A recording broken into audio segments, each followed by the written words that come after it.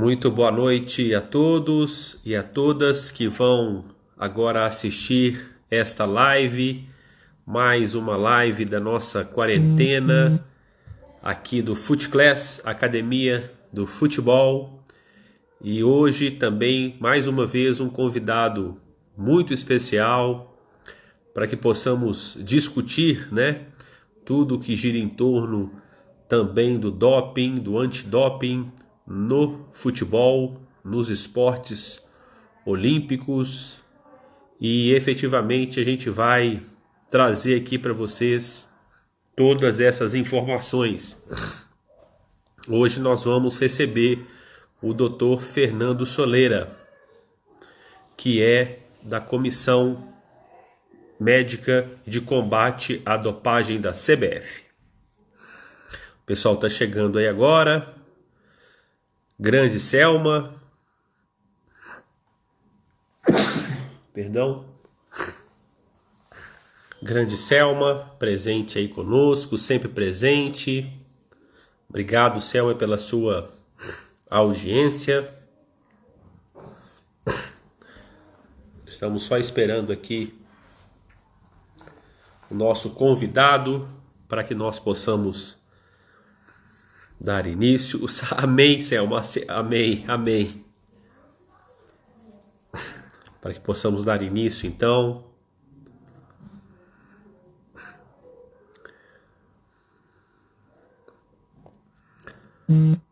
Bela Lima, o Caio também entrando agora conosco.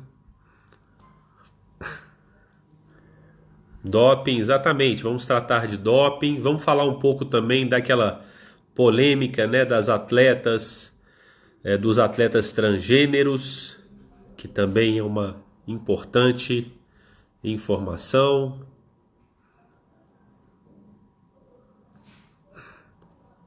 Vamos só esperar aqui. Vou perguntar aqui para o Solera.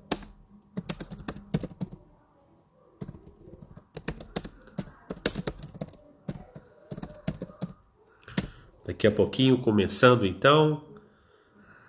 Um abraço aqui para as pessoas que estão nos assistindo. O Diogo, que é professor e treinador do Minas Tênis Clube, aqui também nos assistindo. Obrigado, Diogo. Lembrando que no sábado nós teremos o Rodrigo Perdigão, que é também do treinador de futsal do Minas Tênis Clube. Nós vamos recebê-lo aqui também.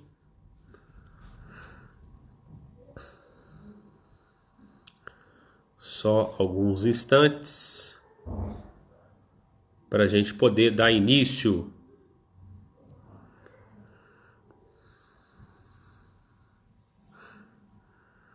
aqui a nossa live com o Dr. Fernando Solera, que gentilmente aqui nos atendeu para tratarmos sobre doping, sobre o retorno, do futebol. Nós tivemos uma notícia hoje importante, da CBF. Então realmente é, sem sombra de dúvida,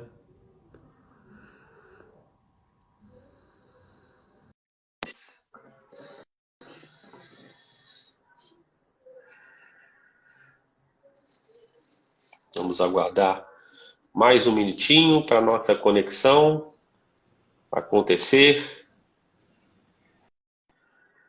Aí o Fernando acabou de entrar aqui na nossa conexão, está pedindo aqui visualização e vamos iniciar aqui a nossa live.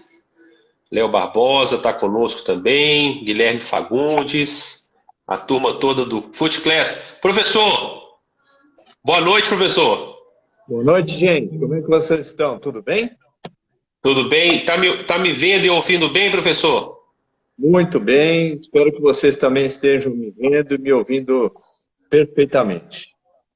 Que bom, professor, que bom. Quero primeiro, antes de mais nada, te agradecer aí pela generosidade, de nos atender aqui. Eu sei que esse período é de muito trabalho, para vocês aí na CBF. A gente está acompanhando toda essa movimentação, então queria te agradecer muito, né, pela generosidade mesmo de dividir esse tempinho conosco aqui do FootClass para os nossos acadêmicos aqui, professor. Muito obrigado. Imagina, Davidson, eu que agradeço. Vale lembrar que eu já fui aí, já demos uma aula aí na PUC, já demos uma aula para vocês aí, para o pessoal, lembra disso? Lembro, sim. Totalmente à disposição. Como você falou, é um momento que a gente está trabalhando bastante, está alinhando uma série de situações, mas uma live, uma palestra, uma oportunidade para falar sobre doping, transgêneros, estatística do futebol, do mundo do esporte, o antidoping, é sempre um momento especial. Então a gente arruma um tempinho e participa com o maior prazer. Estou aberto aí à discussão, conversa, perguntas, vai ser um prazer. Muito obrigado, professor. Então, dando aqui início, né, eu vou fazer aqui um chamado para todos que nós estamos assistindo aqui já mandando um monte de mensagem aqui com várias perguntas também, viu, professor? Então, nós vamos ter aí uma live de muita qualidade, né? Então, estamos já aqui ao vivo com essa série especial de lives com grandes nomes, né, do futebol, do esporte, da gestão profissional, da gestão técnica, do direito desportivo também, né? Estamos também discutindo muito direito desportivo, enfim, tudo aquilo que realmente gira em torno do futebol, e o FootClass com seu compromisso de transformar o futebol pela educação e transformar a educação pelo futebol. Nosso convidado, um amigo, né, que eu posso com muita firmeza dizer isso, né?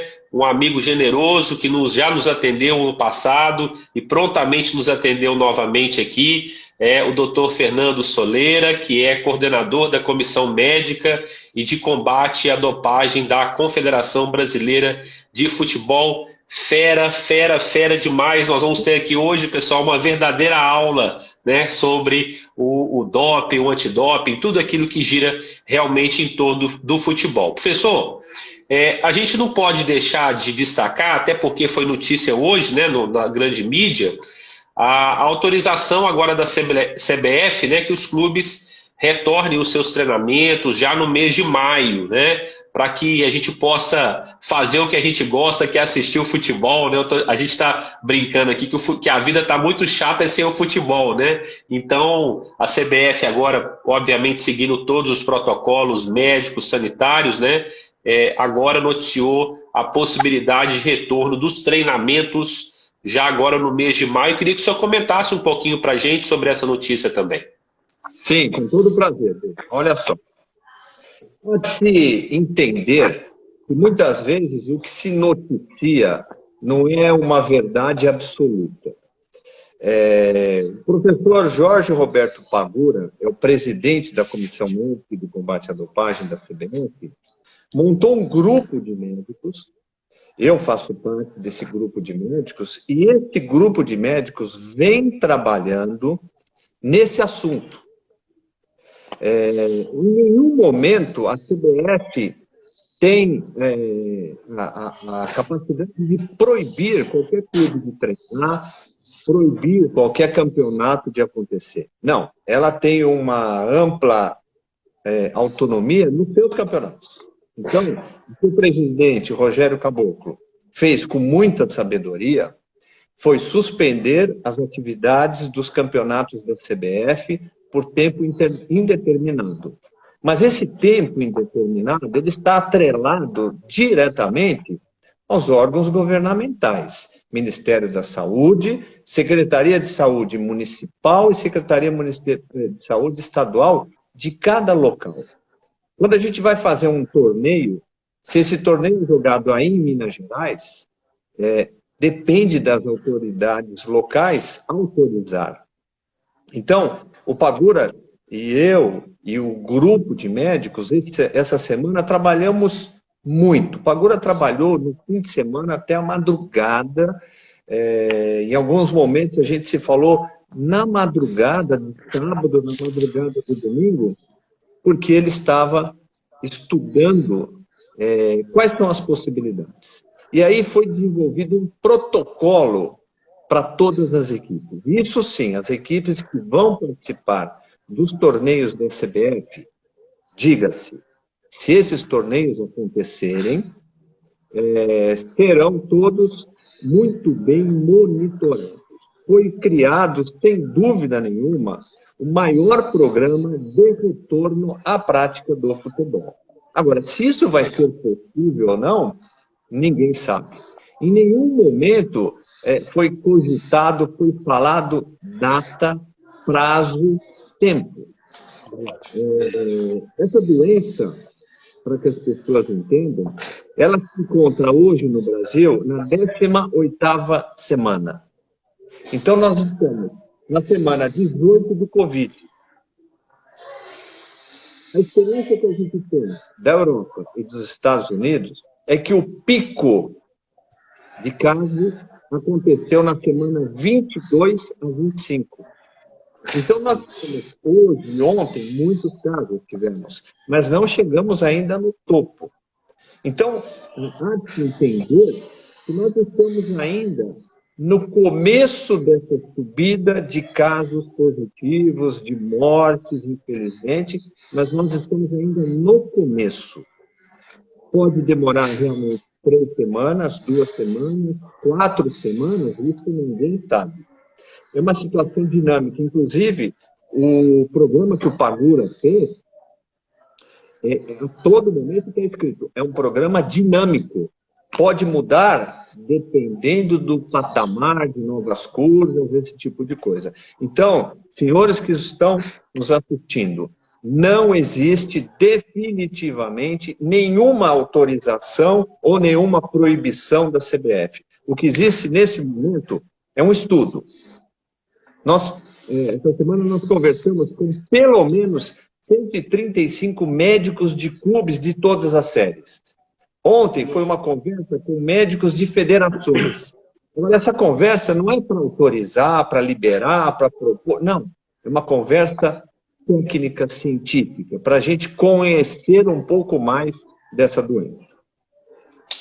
Que bacana, professor. Que informação assim, muito importante, né, para quem está nos assistindo aí. O pessoal, inclusive, me mandou aqui mensagens, né, os nossos acadêmicos, exatamente para isso, né? E foi muito esclarecedor. Eu acho que a CBF tem agido com muita prudência, né, e muito equilíbrio nesse combate e, ao mesmo tempo, na proteção também dos clubes, né, do esporte, de maneira especial do futebol. Então, foi extremamente esclarecedor, viu, professor? Que bacana aí ouvir de você que está lá dentro, né, essa informação muito mais precisa do que, às vezes, o que sai na grande mídia, né? Então o pessoal já está aí, o Tomás Paiva está aí com a gente também, Tomás, que é um grande nome também, né, da área do DOP, né? Camila, então, a live... minha prima também está aí com a gente, legal, muito bom. Que bom, professor. O senhor é muito prestigiado, professor, parabéns, viu? Então vamos lá, né? Vamos para a nossa pauta lá específica, mas vamos falar de polêmica também, né? Alguns assuntos polêmicos, né? Vamos lá, vamos falar um pouco sobre o atleta transgênero no esporte, né? Professor, essa é uma situação extremamente delicada, né? Em 2019 nós tivemos aquele grande caso da Tiffany, né? Que foi uma repercussão muito grande, né? É claro que isso já vinha há um tempo maior, mas eu acho que foi, digamos assim, mais emblemático, né? Então eu queria que o senhor explicasse para a gente a questão dessa ideologia de gênero, dos atletas, masculino, feminino, e o que define tecnicamente, né, o Comitê Olímpico Internacional sobre este assunto, né? Perfeito. Então vamos procurar condensar. O termo adequado, Davidson, é redesignação sexual. Então, em algum momento, o cidadão ou a cidadã resolve fazer ou participar de uma redesignação sexual. Isso é um ato médico. Isso é importante que as pessoas entendam. Esse trabalho de interação hormonal é um ato médico. Deve ser feito necessariamente por um médico capacitado a isso. Bom, o que a gente sabe é o seguinte, existe um termo muito comentado nesse assunto, que é ganho acumulado. Então, o atleta que, ou a pessoa que faz a redesignação sexual antes da puberdade, ela vai ter lá na frente, perto dos 18, 20 anos, quando ela estiver praticando, até mesmo profissionalmente, o esporte que essa pessoa escolher, ela vai estar praticando sem qualquer informação, sem qualquer interferência da testosterona. E a testosterona é um fator definitivo, é um fator que limita, um fator que possibilita que a pessoa pratique esporte melhor. Tanto é que no controle de doping, a gente faz um controle rigoroso nos anabolizantes. E o que é a testosterona? É a principal substância anabólica. Então, para que as pessoas entendam, então a gente define antes da puberdade ou pós-puberdade. O atleta que fizer a redesignação pós da testosterona nesse período todo. Portanto, ele vai ter uma compressão muscular maior. Ele vai ter uma quantidade maior de músculos. E a gente tem que entender que existem outras situações importantes. Se eu pegar a população masculina e a população feminina, separar e analisar o volume sanguíneo. O homem sempre tem mais volume sanguíneo. Ah, mas tem uma moça lá que ela é super alta, um pouquinho mais gordinha, então, assim, existem as exceções. Mas, de maneira geral, as mulheres têm menos volume sanguíneo do que os homens. E a gente sabe que dentro do sangue existe uma molécula chamada hemoglobina. A hemoglobina é que dá cor ao sangue. O sangue é vermelho por causa da hemoglobina. E essa molécula de hemoglobina, ela carrega 4 moléculas de oxigênio. Então, quem tem mais sangue, carrega mais oxigênio. Então, o homem, ou seja, o homem está melhor preparado para a atividade aeróbica. Isso é uma questão fisiológica. O tamanho do coração. Quando a gente avalia o tamanho do coração do homem e o tamanho do coração da mulher, na maioria das vezes, na grande maioria das vezes, o coração masculino é maior que o coração feminino. E qual a importância disso? Os professores, os médicos que estão nos assistindo. Existe uma coisa no ciclo cardíaco chamada fator de ejeção de sangue, que é o débito cardíaco. Então, quando o coração manda embora o sangue, quando ele faz a sístole do ventrículo, sai sangue do coração. Chama-se débito cardíaco. O débito cardíaco masculino é sempre maior que o débito cardíaco feminino. Porque tem um maior volume de sangue, tem um coração maior, portanto, o homem está melhor preparado também para as atividades de resistência. E aí a gente vai extrapolando. A gente pode pensar no tamanho dos pulmões. A maioria dos homens tem pulmão maior que a mulher, portanto, tem a capacidade maior aeróbica do que uma mulher. E aí sim, a gente já falou um pouquinho sobre as diferenças fisiológicas ou fisioanatômicas, entre o homem e a mulher. Nós sabemos que toda atividade esportiva tem alguns gestos esportivos, que são característicos. Quando a gente pensa em gesto esportivo, a gente pensa em força, resistência, flexibilidade, coordenação, agilidade, equilíbrio e velocidade. Força. Quem é mais forte? Sempre o homem. O homem tem testosterona. Ele tem maior volume muscular. Ele tem maior alavanca muscular. Portanto, ele é mais forte que as mulheres. Então, no quesito força, o homem sempre ganha. No quesito resistência, como eu acabei de falar, débito cardíaco, o homem também ganha, porque ele tem um volume maior de sangue, um volume maior do coração, um débito cardíaco maior. Agilidade, o homem é mais ágil, ele tem mais reflexo, sempre. Velocidade, o homem é mais rápido sempre. Não há uma prova masculina que tem menor tempo do que uma prova feminina.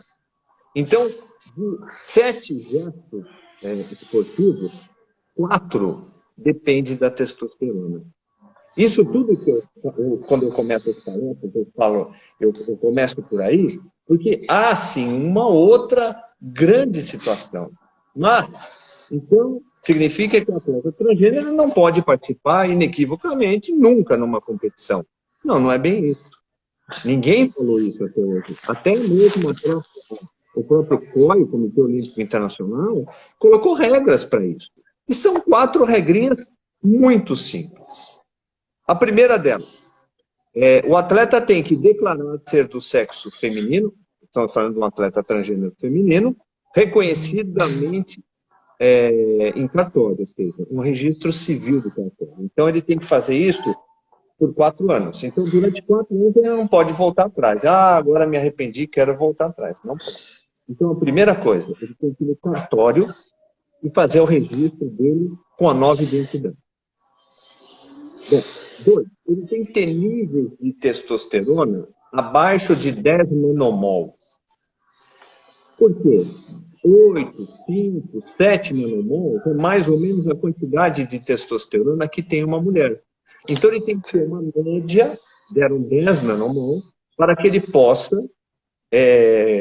manter-se como os níveis de uma mulher a nível de testosterona. E ele tem que manter esses níveis durante o período que ele for atleta. E tem que se submeter com bastante frequência a exames.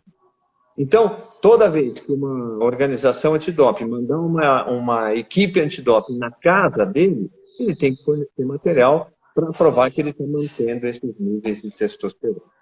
Agora, Davidson, a minha questão é a seguinte: se isso pode, se é certo, se não é certo, eu só acho uma coisa: nós não podemos nunca ser injusto.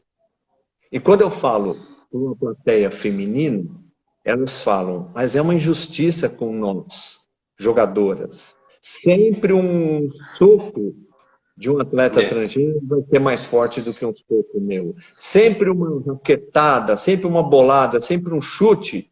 Tudo bem, eu entendo, não podemos ser injustos com vocês. Mas aí eu falo para uma plateia de transgêneros. Eu não posso ser injusto e falar, não, vocês não podem participar. Mais um probleminha que eu vejo. O COI não exige mais que o atleta se submeta à cirurgia de transformação de sexo. Então, isso pode criar num vestiário um mal-estar, porque um atleta transgênero feminino vai ter pênis. E algum atleta ali pode se sentir ofendida, é direito dela se sentir ofendida, do mesmo jeito que é direito a Tiffany jogar com o regulamento. Então, nós estamos num momento onde nós vamos precisar desenvolver ainda muita conversa, muita discussão, muito acerto, para que a gente não seja injusto com nenhuma das partes. Perfeito, professor, perfeito. Verdade, né? É um tema muito. É um tema muito delicado, né? Eu acho que para qualquer dos lados que você traz argumentos, né? E os argumentos são bons dos dois lados, né? Aqueles que argumentos mais inclusivos, outros argumentos de maior justeza, né? Como o senhor mesmo disse, né? Mas realmente essa diferença aí que o senhor falou de velocidade, reflexo, resistência, força, equilíbrio, é primordial, né? É primordial. Eu também acho. Então, o momento é ainda de a gente... O ano passado, esse ano ainda não começaram, né? Mesmo por causa da pandemia. O ano passado eu participei de umas 7 reuniões em torno desse assunto. E a gente saía delas do mesmo jeito que a gente entrava. Sem definir nada. Mas, uma coisa importante, eu via que a participação das duas partes era muito efetiva. Isso é muito bom. Isso acaba criando discussão. E nós vamos chegar num ponto de equilíbrio. Eu lembro que na década de 20, os laboratórios criaram a pílula anticoncepcional. Foi mais ou menos o que está acontecendo agora. Uma loucura. Como que uma mulher agora vai poder fazer sexo quando ela tiver vontade? Sexo para a mulher não é mais procriação? Não é. Foi criado a pílula anticoncepcional. Bom, era uma bomba enorme, dava 1000 efeitos colaterais. Mas, fundamentalmente, criou a possibilidade da mulher, de repente, falar, olha, eu faço sexo agora com quem eu quiser, a hora que eu quiser. Isso criou um problema entre os homens. As mulheres casadas, olha que interessante, só podia comprar esse tipo de medicamento na década de 20, as mulheres casadas e que tinham uma autorização do marido. Olha que Nossa Senhora. coisa maluca. É. Eu adoro muita história, né, dos medicamentos. Tem aqui vários livros ligados à história de medicamentos. Mas a mulher, para ela comprar, ela tinha que ter uma autorização do marido. A mulher solteira não podia comprar uma pílula anticoncepcional. Então, naquele momento, criou entre os homens uma insegurança muito grande. Espera lá, minha mulher, então eu saio para trabalhar. Como se isso fosse o motivo, né, na verdade. Verdade. Então, mas o que aconteceu? A gente foi do céu ao inferno, do inferno ao céu, naquele momento, até que chegou num equilíbrio. Mulher sofreu pra caramba, claro, essa dúvida, mas é uma temática, né? Se a gente for ver, as mulheres carregam um sofrimento muito grande ao longo da evolução, né? Enfim, mas chegamos num equilíbrio. Hoje, o contraceptivo oral é um medicamento utilizado por muita gente, né? Sem problemas nenhum. Verdade, verdade.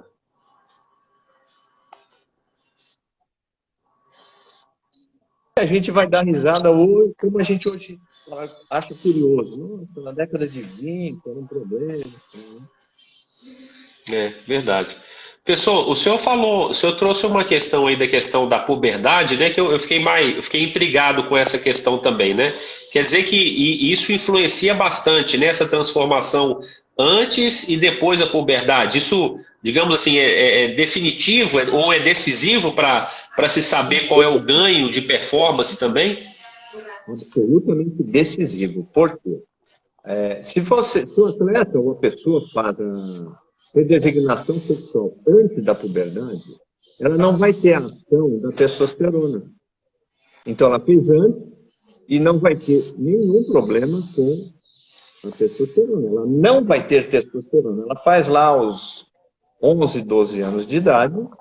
Quando chegar aos 20 anos, ela não terá problema nenhum com relação ao ganho acumulado às custas da testosterona. Agora, veio a puberdade. Ela resolve fazer lá para frente, depois da puberdade, ela tem, neste momento, um grande problema. Ela tem ali a ação da testosterona. Então, a testosterona vai aumentar a massa muscular, vai aumentar a compleição muscular como um todo e vai fornecer a essa pessoa o ganho acumulado. Essa palavra ganho acumulado é o X da questão. Quando você conversa com qualquer atleta aos 20 anos, a pergunta que já se faz hoje nos congressos é isso. Você fez a transformação quando? Eu fiz quando eu tinha 18 anos de idade. Então você tem um ganho acumulado. Até os 18 você foi homem. Até os 18 você fez um aumento de massa muscular como qualquer outro homem. É isso. Verdade. Isso aí realmente é um assunto que cada dia, né, cada vez mais a literatura médica também tem estudado bastante, né? E é por isso que ele é tão difícil, né, de uma definição única, né, professor? Então, realmente, acho que essa primeira parte foi sensacional, né? Conseguimos chegar aí a esse objetivo. Isso que a gente só entrou aqui no aspecto médico, fisiológico e anatômico. A gente deixou de lado uma parte, talvez a mais importante, que é a psicoemocional.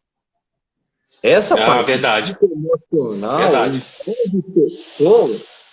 isso é uma discussão de 6 meses.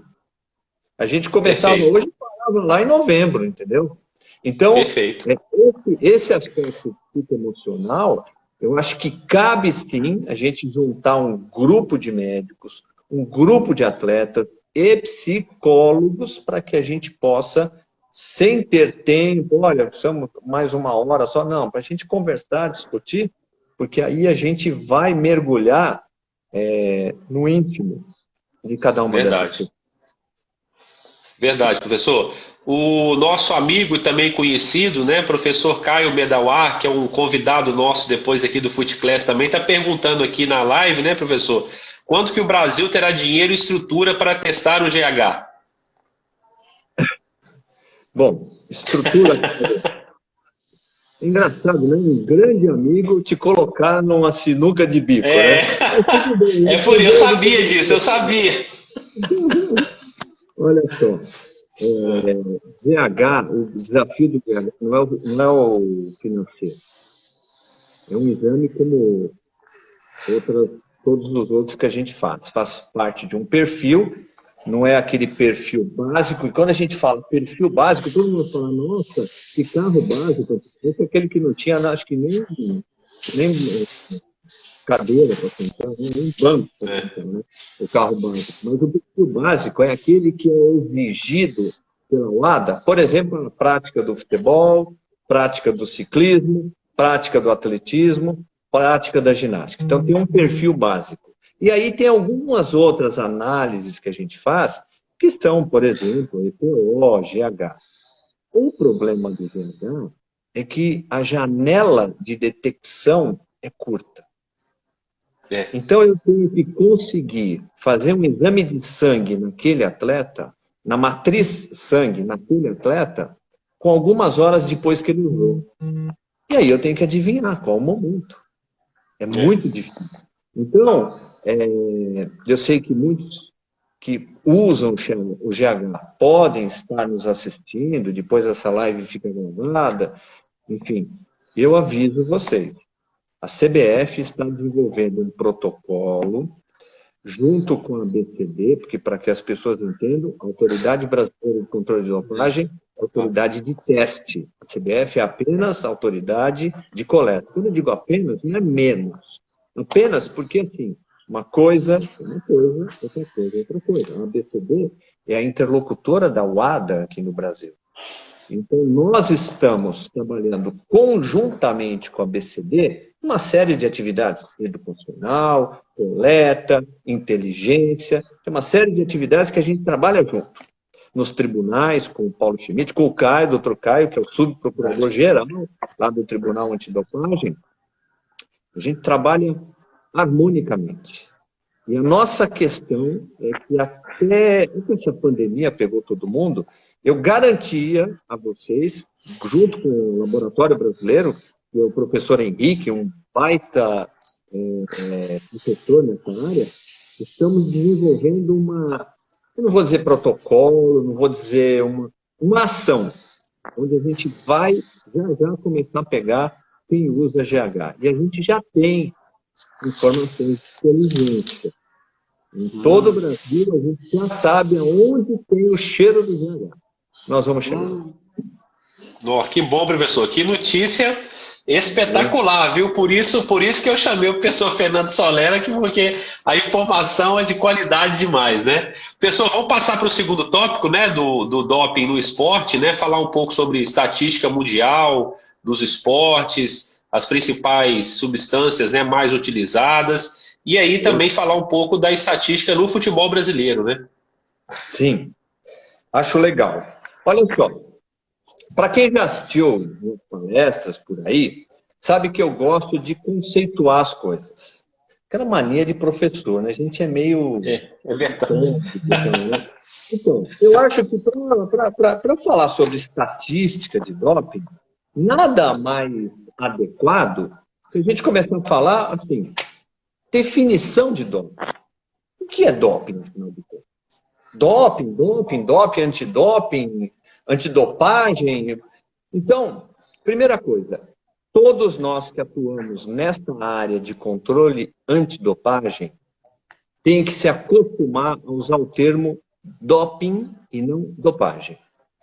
O mundo usa doping. O mundo usa doping. Nós tivemos uma reunião com a Luísa Parente, que é a secretária da BCD, e ali a gente viu a necessidade, falou, pera lá, gente, o CBF fala doping, ciclismo fala dopagem, não sei quem fala doping. Vamos passar uma régua? Então agora é antidoping, tudo ligado ao doping, antidoping, enfim, não mais dopagem. Mas o que é o doping?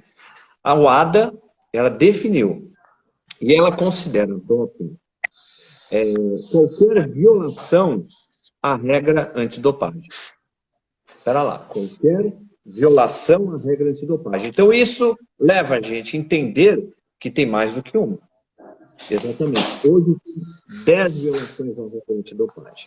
No ano passado, a gente participou de um dos congressos da WADA, lá em Katowice, na Polônia, e foi criado mais uma violação à regra antidopagem, a 11ª, que vai entrar no Código Mundial de 2021. Mas a primeira violação à regra antidopagem é a simples presença de uma substância proibida na urina de um atleta. Ponto. Isso é violação à regra antidopagem. A simples presença de uma substância proibida.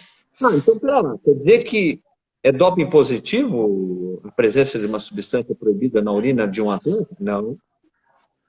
Eu não falei positivo. Violação à regra antidopagem. Um RAA, que é um resultado analítico adverso. O que é um RAA? O laboratório emite um laudo de uma urina ou de um sangue. E esse laboratório emite um laudo com essa sigla, RAA, resultado analítico adverso. Ele não emite um resultado positivo para o anabolizante. Ele emite resultado analítico adverso. Aí a gestão de resultados da ABCD, que faz isso muito bem, diga-se de passagem, pega este resultado e investiga. Espera lá, esse atleta tinha um mau T? Esse atleta usou um medicamento? Esse atleta tem prontuário médico? Esse atleta tem alguma justificativa para aparecer um diurético na urina dele? Não. Aí apresenta o caso à Procuradoria. Dr. Paulo Schmidt, Dr. Caio, Dr. João, enfim, todo o pessoal, turma toda lá da Procuradoria. Só tem avião ali. Apresenta... só tem avião, você conhece todos eles. Verdade, todos eles. Todos. O que acontece? A Procuradoria investiga uma segunda vez, avalia uma segunda vez e apresenta ou não para o tribunal. E aí sim, o tribunal vai julgar um resultado positivo naquele atleta. Então, até chegar no positivo, tem etapas disso. Né? Então, já definimos, então, o que é doping, já definimos as violações à regra. Por exemplo, um atleta portar na bolsa dele uma substância proibida, investigação. Mas ele não está usando. Mas não pode estar na bolsa de nenhum atleta uma substância proibida. Se eu encontrar um anabolizante no carro desse atleta, ele vai para o tribunal. Lá atrás, no Tour de France, teve uma família chamada Hunskas, um caso bastante conhecido, eu apresento esse caso nas minhas palestras.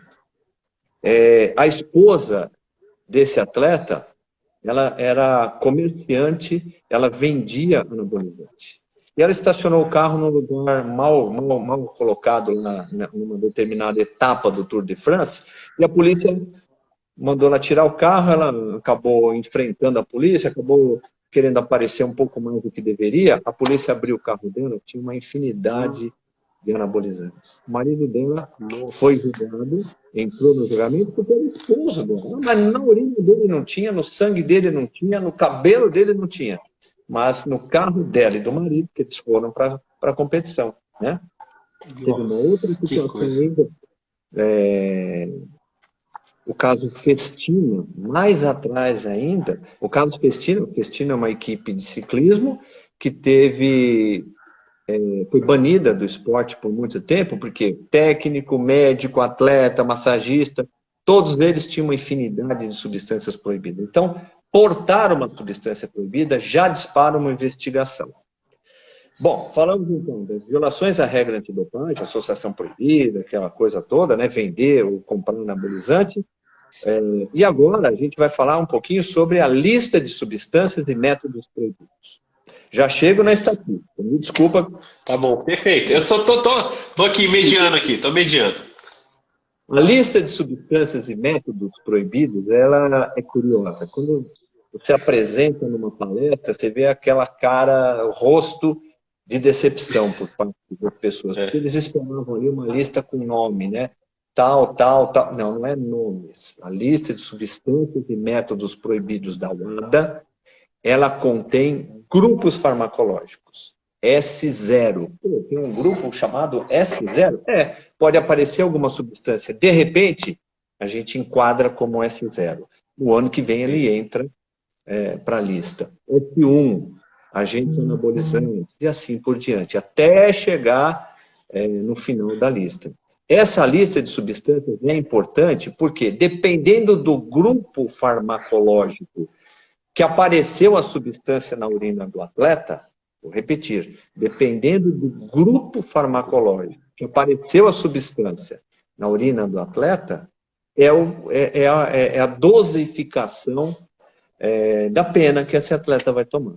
Claro, apareceu na urina do atleta uma substância especificada. O que é uma substância especificada? É um pouquinho mais simples, não é, por exemplo, um anabolizante. Apareceu ali um diurético. Apareceu ali um corticoide. É uma substância especificada. O tribunal trabalha de saída 2 anos. Mas aí é um julgamento, tem aquelas alegações, aquela coisa toda. Muitas vezes pode ser um pouco menos que 2 anos. Não, aí apareceu, de repente, um anabolizante. Espera lá, um anabolizante é uma substância não especificada, é um pouco mais pesada, um pouco mais séria. O tribunal trabalha com a possibilidade de 4 anos. E aí eu vejo algumas vezes a imprensa frustrada, poxa, mas só 3 anos? Era um anabolizante. Exatamente. O tempo limite de 4 anos é uma coisa que pode chegar a isso. Nem sempre o tribunal entende que aquele atleta precisaria ficar ali 4 anos. Bom, então já falamos. Definição, as violações, a lista de substâncias e métodos proibidos, ela é publicada anualmente, em janeiro, sai a lista, valendo para o ano todo. Agora a gente vai falar dos top 10, ou seja, as 10 substâncias que mais apareceram no esporte mundial. Aí não é só futebol, ciclismo, ginástica ou natação, ou esportes aquáticos. No geral, nós temos uma lista no site da UADA, ela publica anualmente, ela me manda, e tem aqui todos os anos, tem desde 2011 aqui. Ela manda, tem 11, 12, enfim, até 2018. Ela tem um certo delay, entendeu? Porque existe uma necessidade de uma avaliação muito rigorosa, enfim, então tem um delay de 1 ano, 1 ano e meio. Já sai a de 2019. Mas a de 2018, nós tivemos o seguinte, o esporte que mais teve substância proibida foi o boxe, levantamento de peso e bodybuilding. Levantamento de peso e bodybuilding. Nos anos anteriores, o boxe era o 7º. Este ano de 2018, subiu para 1º. O futebol, por exemplo, foi o 10º. A ginástica, junto com o futebol, foi o 10º. Esportes aquáticos e canoagem foi o 8º esporte, que mais representou o resultado analítico adverso. E aí, a gente tem também uma estatística por grupo farmacológico. Né? Então, a gente já sabe mais ou menos. O primeiro foi o boxe, o levantamento de peso. O segundo esporte foi tiro e luta livre. O terceiro foi o ciclismo. E é um esporte que eu pratico muito, eu adoro o ciclismo, cara. Eu passo pano. Eu sei disso. Eu sei disso. O ciclismo foi o terceiro esporte que mais teve. Mas aqui no Brasil, a gente está alinhando bem legal com o pessoal do ciclismo. A gente está trabalhando muito junto com a BCD, a gente vai conseguir, isso está no sangue, né, de todo mundo que está na antidopagem, a gente vai conseguir melhorar essas estatísticas, né. O voleibol foi o 5º esporte, o atletismo foi o 6º, junto com o basquetebol. E o atletismo tem muita modalidade, hein? O atletismo até 2 anos atrás era o 2º esporte que mais tinha doping, porque tem muita modalidade. Para esse ano de 2018, o atletismo caiu lá para trás. Bom, e agora as substâncias, né? O que eu mais gosto de estudar, Pô, que substância que mais apareceu no esporte? Nos últimos 2014, 15, 16 para frente, anabolizante. S1, agente anabolizante, pá! A maioria dos esportistas que usaram algum tipo de substância usaram anabolizante. Para você ter uma ideia, 44% dos atletas, metade praticamente, 44% dos atletas que utilizaram alguma substância proibida no futebol, na ginástica, enfim, em todos os esportes, usaram anabolizante. E desses, o estanozolol.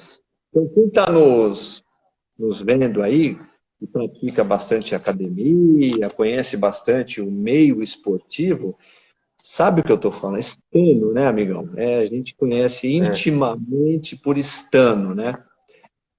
Me dá um Deca, que é o Deca Durabolin, me dá um trem, que é o Trembolona, né? Então, o pessoal chama carinhosamente estano, Deca, trem. Mas o que mais apareceu dos anabolizantes foi o estanozolol. Essa droga é um inferno. A segunda substância que mais apareceu foi o estimulante. Tem uma certa lógica. Eu, quando vejo um atleta no tribunal, eu fico pensando, se eu fosse um atleta que quisesse burlar, eu usaria um estimulante. O estimulante me capacita mais, né, a atividade, se eu fosse. E a segunda droga que mais apareceu, os estimulantes. A terceira, diurético. E isso a gente explica. Por que é o diurético? Pera lá. Tem tanto hipertenso aí no esporte que está tomando diurético? Tanto problema renal? Não. É porque o diurético é um mascarante. Vamos explicar para o nosso público aí. Substância mascarante significa o quê? Você usou a droga mãe, anabólico. A maioria usou anabólico, 44%. Mas tem um exame antidoping. O que você faz? Eu não sei se eu vi certo, eu preciso eliminar. Então você usa uma substância que faça você perder mais quantidade de líquido, portanto você perde a droga mãe. E você entrar, já expliquei aqui quando eu falei de lista de substâncias. Para você entrar no tribunal com anabolizante, eles vão pensar em 4 anos. Você entrar com diurético, eles vão pensar em 2. Então é diferente, 2 anos diferentes. Né? É muito importante isso daí. Também tem uma outra situação. O diurético é usado, ou não deveria, mas é usado nos esportes que dependem de peso, né? Por categoria. Então, muito atleta aí foi pego porque ele estava acima do peso, não ia poder chegar no sábado na luta, ele não ia poder lutar na categoria dele, então ele tentou salvar alguma coisa, usar um diurético, vai que não tem um exame, e aí teve o exame. Depois vem... Professor, a Ana Paula Provença está perguntando a natação, em que lugar de posição que o doping, de doping está entre os nadadores aí? Você tem aí... Foi o 8º esporte. Perfeito. De maneira geral, natação, eu sou lá da CBDA, o 8º esporte que mais teve violações à regra antidopagem. Que coisa, hein? Que coisa. Professor... Não foi assim tão ruim, né? Impressionante. Professor, e no futebol, né? Fala um pouco pra gente aí das estatísticas no futebol, e aí eu queria que o senhor abordasse, seria interessante também abordar, não sei se é possível também, o caso do Paulo Guerreiro, né? Que foi um caso assim bem emblemático também, né, pro doping, né? Não tem problema algum, não há problema nenhum. É um caso público, não tem o menor problema. É a questão da cocaína, né?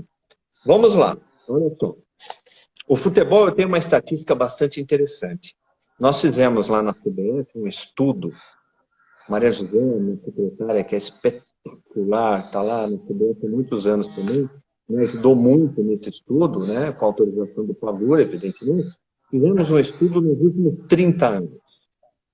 Então, nos últimos 30 anos, eu tenho 79.139 amostras. Opa! 79 mil, velho? Exatamente. São 79 mil amostras coletadas em 30 anos. Isso eu devo 100% aos coordenadores médicos, aos oficiais de controle de doping da CBF. Todo. O Brasil inteiro tem quase 400 pessoas trabalhando no futebol da CBF, fazendo exame antidoping e trabalhando e nos ajudando e cumprindo as regras que a UADA determina, que a ABCD fiscaliza. São quase 400 oficiais de doping. E esses carregam nas costas todo o procedimento. E graças a eles, e o pessoal está comigo há muito tempo, eu estou há 37 anos na antidopagem, né? Esse pessoal, quem está menos, tá 30, 35 anos, tem gente muito boa fazendo isso, né? Graças a Deus. Então, eles produziram essas 79 mil amostras. E sabe qual a nossa... Aí você pega todos os resultados positivos, que foram 303, divide um pelo outro, você tem a estatística. Nós temos 0,38%, 0,3,8%, quase 0,4%. É pouco. A estatística mundial está na base de 1,5%. A estatística da FIFA está com 1%. Nós estamos com 0,4%. 3,8%. É baixo. Mas, Deus, sempre, eu estou me imaginando que numa palestra, alguém levanta a mão. Mas, professor, 0,3%, eu estou escutando o senhor aqui há quase uma hora por causa de 0,3%. Vamos embora para casa, né, professor? Não. Nós não podemos... o brasileiro está acostumado com fraude, né?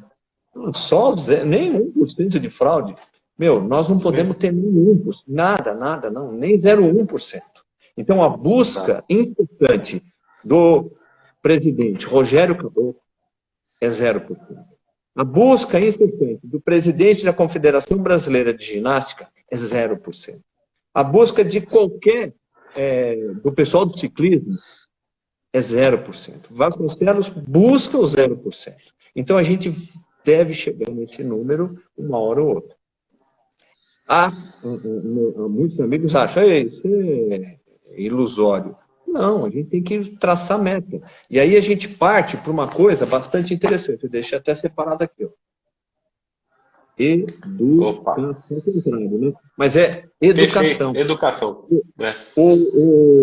As normas internacionais, lá de Katowice, são que toda organização antidoping tem que ter um forte trabalho educacional. O Paulo Schmidt, que deve estar nos assistindo, tem um trabalho educacional absurdo também. O João, já trabalhamos lá com o pessoal do Remo. Enfim, eu já dei aula em cada lugar, nesse Brasilzão enorme aí, falando sobre a antidopagem, né? Agora sobre o antidoping. Então, nós temos uma estatística pequena. Mas o que mais eu vi no futebol brasileiro nesses 30 anos? É um dado bastante fidedigno, 30 anos, né? 70 casos foram estimulantes. Porque o estimulante entra junto com a cocaína. E aí já vou pegar o teu gancho lá, do Paulo Guerreiro, né? Entra junto com a cocaína. Porque a cocaína é um estimulante não específico. Ela faz uma estimulação de 20 minutos. Aquele período excitatório depois cai. Então, é um estimulante, mas é um estimulante lá não muito característico, digamos assim. Mas a estatística entra, então nós tivemos 70 casos de estimulante. E qual foi a segunda droga mais encontrada? Anabolizante e corticoide. E aí eu falo para você, glicocorticosteroide. Meu Deus do céu, como que eu tive 44 atletas pegos com corticoide nesses anos todos? O corticoide, para quem não conhece, vou dar um nome, betametasona. Não é nome comercial, isso é nome do sal. Betametasona. Betametasona, parece um nome que é... Dexametasona. Eu não vejo um atleta, Davidson, entrando numa farmácia, por gentileza, eu queria um frasco de betametasona. Farmacêutico argumenta, que tal um dexametasona? Isso não é o vocabulário de atleta. E aí eu me incluo nesse momento. Esse vocabulário é um vocabulário médico. Então, nós médicos, eu e todos os outros nossos colegas médicos, os que estão nos assistindo, inclusive, sabem que o corticoide é receita. Então a gente tem que tomar cuidado, a gente tem que orientar os médicos. Por isso que a gente faz dezenas de palestras, inúmeras palestras, traz os médicos, manda para falar com o médico, porque é uma droga que apareceu muito no futebol também. Verdade. Professor, olha só, o papo com o Deboni passa muito rápido, né? Tá vendo? Essa horinha já passou aí, ó. Doutor Paulo, quase está faltando aqui 3 minutos. Doutor Paulo Schmidt tá te agradecendo aí também, né? E doutor Paulo Schmidt é uma lenda, né? Doutor Paulo Schmidt é uma lenda do nosso estudo sobre esportes, né? Então, eu vou até pedir aqui ao vivo, viu? Pedir o doutor Paulo para nos... Verdade, pedir o doutor Paulo para nos conceder também uma oportunidade para falar aqui no FuteClass aqui conosco, porque hoje foi uma verdadeira aula, né? Eu estou recebendo aqui no WhatsApp perguntando, mas gente, que aula foi essa?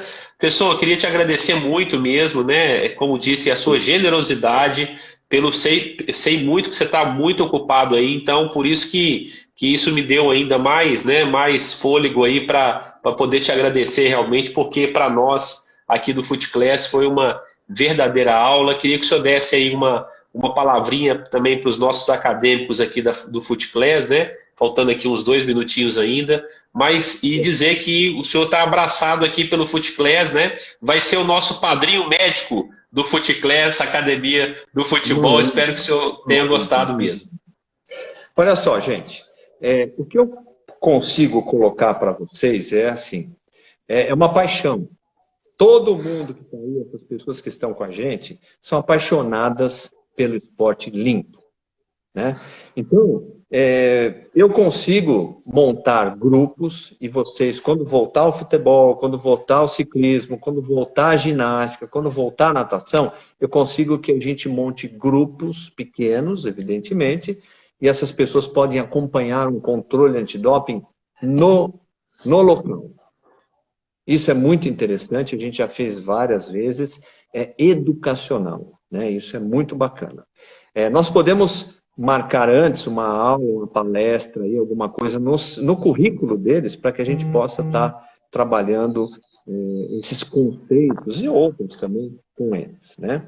Agora, quando você sugeriu aí o convite ao Paulo Schmidt, eu vou te dizer que o Paulo é também apaixonado pela integridade. O Paulo sai no sangue. Verdade. Integridade. Então, eu acho que você reserve pelo menos umas 2 horas de live. Verdade. Porque ele tem... Ô, Fernando, ele está falando que não é lenda, não. Ele está falando que não é lenda, não. Porque lenda parece que é homenagem póstuma. Então, doutor Paulo, é nossa referência, nossa grande referência. Todos nós estudamos os seus livros, então é uma grande referência para a gente, viu? Seja muito bem-vindo. Exatamente, Paulo. Quando a gente fala lenda, é porque a gente tem uma pessoa que tem um conhecimento profundo e uma vontade. Tem uma vontade absurda, como você. Eu vejo o FuteClass um negócio muito bacana. Eu vejo que vocês têm um prazer enorme em ensinar, em trazer gente boa para perto. E a gente vai estar cada vez mais juntos, nós vamos estar cada vez mais perto. E assim, o que os seus alunos precisarem, o que as pessoas que estão nos vendo precisarem, pode perguntar. O meu WhatsApp, eu respondo todas as perguntas. O meu verdade. Instagram, pode perguntar, pode falar. Hoje mesmo eu conversei com o pessoal da ginástica a respeito de algumas medicações. É um prazer enorme. Estamos à disposição. Muito obrigado, professor. Muito obrigado mesmo. Professor, e para terminar, say no to doping. Say no to doping. Professor, muito obrigado, viu? Um abraço a todos os espectadores aqui do FuteClass. Um abraço, professor. Obrigado. Tchau, tchau.